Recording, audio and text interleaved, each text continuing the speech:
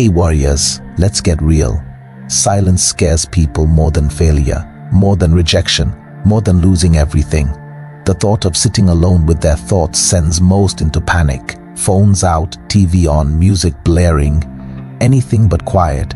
Marcus Aurelius once wrote, "Nowhere can man find a quieter or more untroubled retreat than in his own soul." The Emperor of Rome, unlimited power, armies at his command, found his peace within, not in the world around him.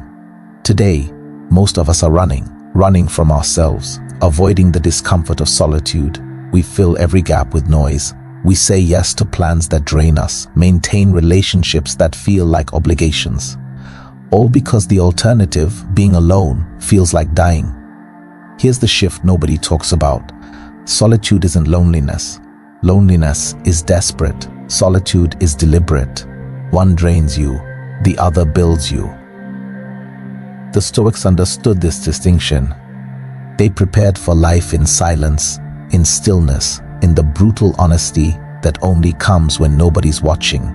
Self-mastery happens alone. You can't master your emotions in a crowd, can't find purpose in noise, can't build real strength while leaning on others. The work that matters requires facing yourself without escape. Here are 10 truths about solitude and self-mastery. Practical tools to separate those who control their lives from those whose lives control them. Some truths will sting.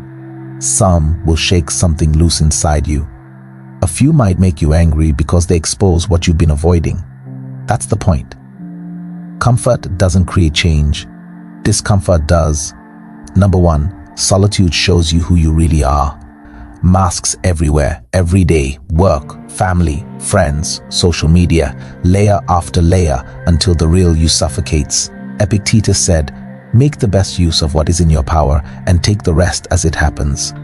But what's in your power when you don't even know who you are anymore? Solitude strips it all away. No performance, no audience, no one to impress, just you and the truth. Maybe you realize your career doesn't excite you. Maybe you see how much you've been shrinking yourself, dimming your light for others. Maybe your goals aren't even yours. This truth can hit like a freight train.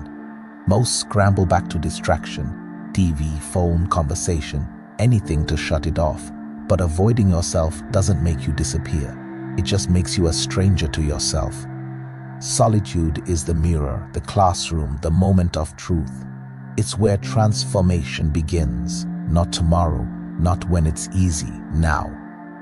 Number 2, solitude builds strength nobody can take from you. Real strength isn't in how much weight you lift or how loud you are. Real strength shows up when everything falls apart and nobody's there to catch you. Seneca wrote, "A gem cannot be polished without friction, nor a man perfected without trials." When you're always surrounded by people, you outsource your strength. Solitude forces you to rely entirely on yourself. Every fear faced alone, every discomfort endured, every hard decision made without validation builds resilience. The Stoics called it an inner citadel, a fortress nothing external can shake. Rejection, failure, loss, they all become powerless. This is how someone becomes unshakable. Number 3, solitude clears the noise so you hear your truth everywhere. Opinions, expectations, feeds, social media. Somewhere in that chaos, your own voice disappears. Marcus Aurelius, "Very little is needed to make a happy life." It is all within yourself, in your way of thinking. Step away, remove the noise. Your own voice will start coming through. It knows what lights you up, what drains you, what your purpose is. Not the purpose society tells you to chase, but yours. Number 4, solitude shows the difference between love and need. The person you cling to, the relationship you can't quit. If you can't be happy alone, you can't be happy with them. That's not love. That's fear in disguise. Epictetus said, "Freedom is the only worthy goal in life. It is achieved by disregarding things beyond your control. Master solitude. Meet your own emotional needs. Only then can real connection happen. Two whole people choosing each other, not two halves desperately clinging. Number 5. Solitude exposes every escape you're using. Try sitting still for 5 minutes. No phone, no TV, no music. Can't do it? That's not boredom, that's addiction. Seneca, to be everywhere is to be nowhere. Solitude strips distractions. You see your crutches, scrolling, numbing, avoiding, people-pleasing. Recognizing them is the first step to freedom. Number 6, solitude reveals what you're actually capable of. You've always underestimated yourself, not due to weakness, but because others carried your load. Marcus Aurelius. You have power over your mind, not outside events. Realize this, and you will find strength. Face challenges alone. Solve problems without backup. Every success proves your resilience. Solitude unlocks untapped potential. Number 7, solitude lets you design your life. Are you living intentionally or just living a life that happened to you? Epictetus, first say to yourself what you would be, and then do what you have to do. Step away. Ask hard questions. What do you actually want? Design your life around your values, passions, and purpose, not others' expectations. Number 8, solitude shows you who deserves a place in your life. When you're comfortable alone, you stop tolerating relationships that drain you. You become selective. You attract quality, not quantity. Seneca, associate with people who are likely to improve you. This doesn't mean isolation, it means intentional connection. The people who belong will prove it through action, not words. Number 9, solitude prepares you for life's storms. Life will break you. Loss, failure, betrayal. When it happens, the only thing that saves you is the foundation you built in solitude. Marcus Aurelius, the impediment to action advances action.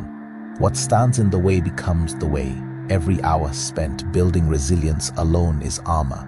When the storm hits, you won't scramble, you'll stand firm. Number 10, solitude transforms you into your higher self.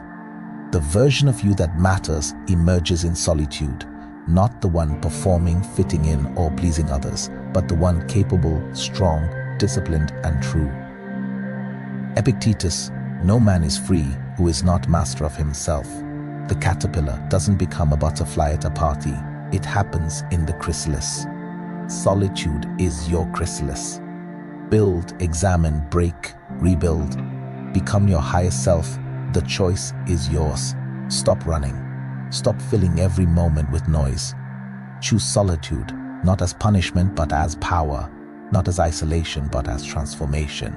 1 hour alone, intentionally spent, is worth more than a lifetime of distraction. Seal your commitment. I master myself in solitude. Your highest self is waiting. Not someday, not when it's easy. Now.